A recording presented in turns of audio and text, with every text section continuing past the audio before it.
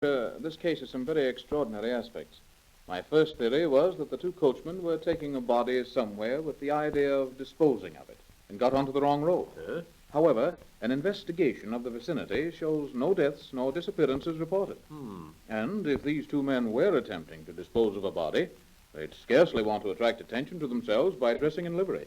What's more, such a coach as you describe would certainly have been noticed on the road. Thus far, we haven't discovered anyone who has seen it. It passed our maid on the road last evening. Oh, well, would you mind if I had a talk with her and get her description of it? She won't be able to give you a description. She didn't see it either. Didn't see it? If it passed her on the road, I'm afraid I don't understand, Major. I don't think any of us understand. I don't think we'll ever understand. Why, what do you mean? When I say this, Inspector, I want you to know that I'm a sane, sensible, practical sort of a person.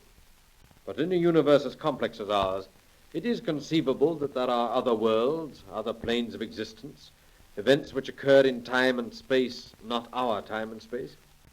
Perhaps that coach and its strange occupants wandered momentarily from out of another world. Well, You recall last night I told you the carriage had plunged off the road, crashed through the garden, and cut across the lawn. Yes? Under those galloping hooves and careening carriage wheels, I naturally assumed the garden would be wrecked, the lawn cut to pieces. Well? This morning when I looked out, there wasn't a single hoof print, a single rut of a carriage wheel, a single broken trellis in the garden. On the lawn, not the tiniest bit of turf had been disturbed. Inspector, there was not one sign that the carriage had ever been here.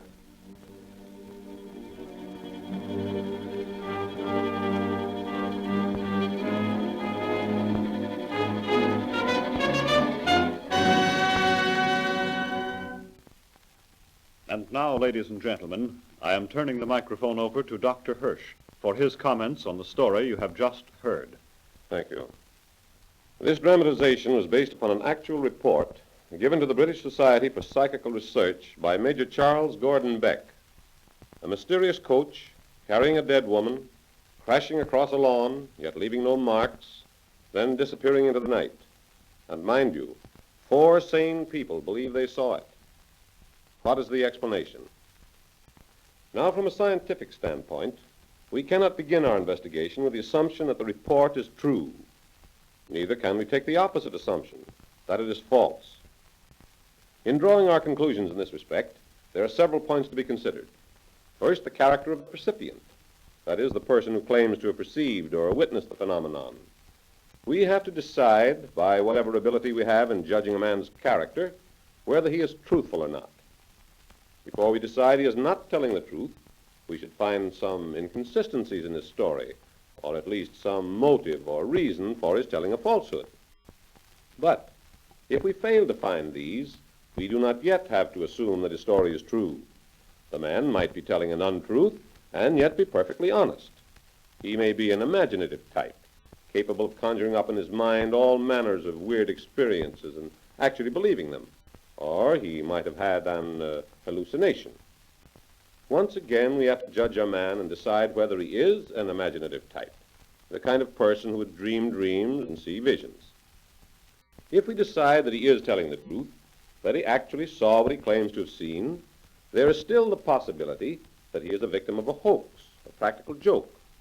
So, before we arrive at any conclusion at all, we should look for natural causes to explain the affair rather than supernatural. Now, I'm going to let you make your own decisions on all of these points. I'm bringing to the microphone for an interview the man who saw the coach and its occupant and who made the report to the British Society, Major Charles Gordon Beck. Major Gordon Beck, was the dramatization you heard just now an accurate representation of what happened? Yes, as far as the facts are concerned. Of course, the words which your characters used were not precisely our words. Of course.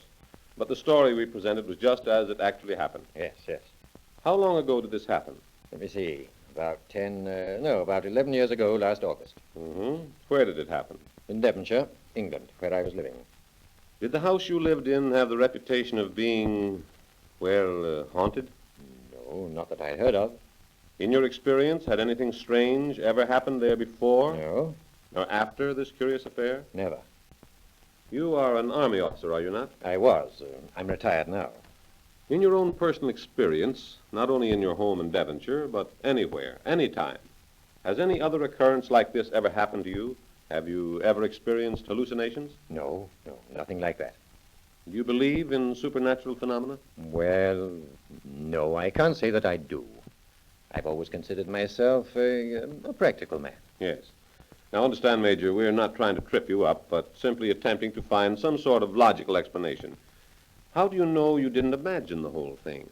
Well, if I'd been the only one to have seen it, I think I would have doubted my own sanity.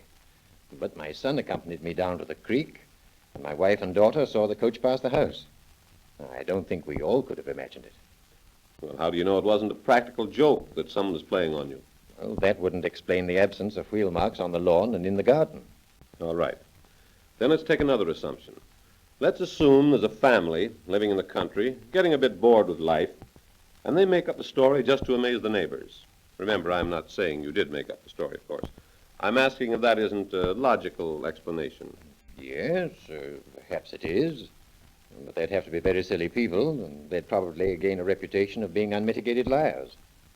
And in such a case, I don't think they'd take chances of running afoul of the law by leading the police on a wild goose chase. Of course, they might try to amaze their neighbors. But no, I don't think they'd try to amaze the police. Well, how long after this happened did you notify the police? Immediately, the same evening. Did you tell anyone else about it? Not at the time. You see, at first I was mainly concerned with the fact that the woman in the coach was dead. Yes.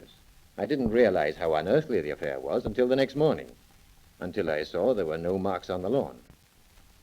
Then I decided I had better not say anything more about it. You see, people might think I'd gone out of my head. Mm-hmm. And you didn't say anything about it? No. You didn't use the affair to gain any notoriety? No. But you intimate that some time later you did mention the affair. How long afterwards and to whom? Well, I should say about 3 months afterwards. I mentioned it to some friends in London. One of them suggested that I report it to the British Society for Psychical Research. And you did? Yes. I made a report, and it's included in the proceedings of the Society. Did the British Society for Psychical Research offer any explanation? No, but they did tell me a very unusual thing. They said that at 4 different times, 4 different people in 4 different parts of the world had reported a similar occurrence. What do you mean by a similar occurrence? I mean a coach with coachman and carrying the corpse of a woman. And this strange equipage was never apprehended, never caught, never explained? No. Have you yourself any explanation to offer? No, I haven't. I've puzzled over it for years, and so has my wife and my son and daughter. As I told you several days ago, my only reason for coming to your wireless studio here would be for the purpose of putting the story before a great many people. Perhaps there's a very simple explanation that I've overlooked, that some of them might see. Thank you, Major Gordon Beck. Thank you very much. So there you are, ladies and gentlemen. That's as far as we've been able to go. Is there an explanation for Major Gordon Beck's unusual experience? We leave that to you. And now I am returning the microphone to your announcer. Ladies and gentlemen, we are genuinely interested in studying so-called supernatural phenomena. If anything of this nature has happened to you, we would greatly appreciate a letter about it, giving names, dates, and the facts as you remember them. If your report is adaptable to dramatization, we will reimburse you for the story. We say good night now, and allow you to draw your own conclusions concerning the story you have heard.